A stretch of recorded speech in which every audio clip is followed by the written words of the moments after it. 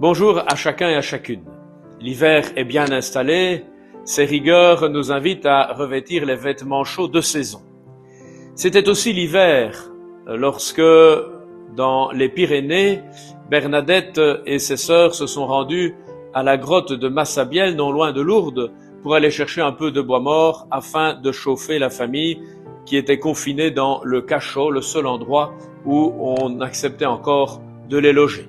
En effet, son père meunier avait fait faillite et il était un petit peu exclu de la société lourdaise et il n'avait trouvé refuge que dans cet endroit sordide où ils étaient nombreux en une seule pièce.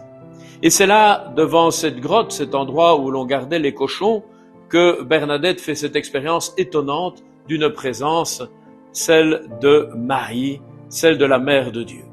Une vierge qui va la regarder comme une personne regarde une autre personne, c'est-à-dire en lui donnant tout à coup de la valeur, en lui permettant d'exister, elle qui n'existait aux yeux de personne précisément, celle dont on détournait le regard lorsqu'elle passait dans la rue.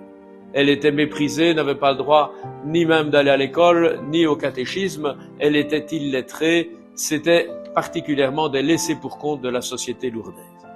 Marie va l'inviter de manière très respectueuse. « Me ferez-vous l'honneur de venir pendant 15 jours ?» dit Marie à Bernadette. Elle est vouvoyée, elle est respectée, elle existe. Puis elle lui adressera une autre demande. « Allez dire au prêtre que l'on bâtisse ici une chapelle et que l'on y vienne en procession. » Voilà Bernadette investie de mission.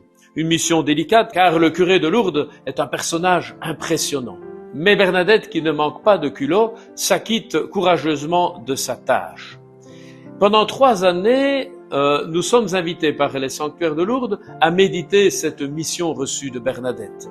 Il y a 3 ans, on avait réfléchi sur l'appel et l'envoi, allez dire. L'an dernier, nous avons réfléchi sur la construction. Il faut qu'on bâtisse ici une chapelle, tous les lieux où l'on construit quelque chose de positif pour l'humanité. Cette année, c'est de venir en procession, c'est-à-dire de se mettre en route, de se mettre en marche.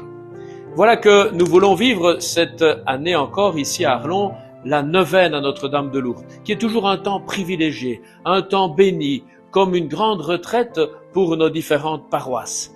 Pendant 9 jours, nous allons nous retrouver, méditer les mystères du rosaire et puis célébrer l'Eucharistie en y accueillant un témoignage portant sur ce thème, cette mise en route, cette mise en chemin de conversion pour ceux qui se préparent au baptême ou à la confirmation à l'âge adulte, chemin de migration pour ceux qui aujourd'hui sont jetés sur les routes de l'exil, chemin de foi pour ceux qui grandissent, et notamment des jeunes, à travers les journées mondiales de la jeunesse, chemin de solidarité auprès des malades comme brancardiers, avec des projets dans l'Afrique ou ailleurs, des tas de chemins qui sont des chemins authentiques de vie chrétienne, mais aussi des déplacements, des conversions à opérer, conversion du cœur, conversion écologique, conversion à la solidarité.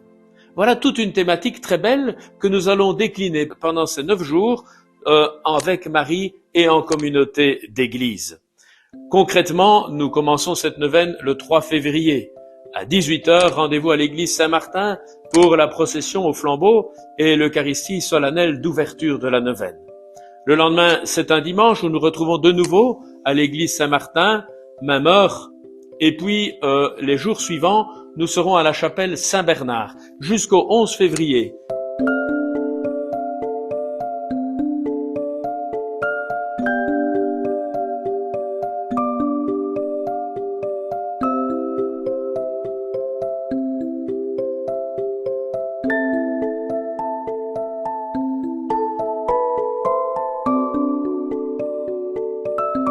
Ce dimanche qui clôturera la neuvaine, qui sera particulièrement solennelle, où nous vivrons la liturgie et la méditation du rosaire en l'église Saint-Martin.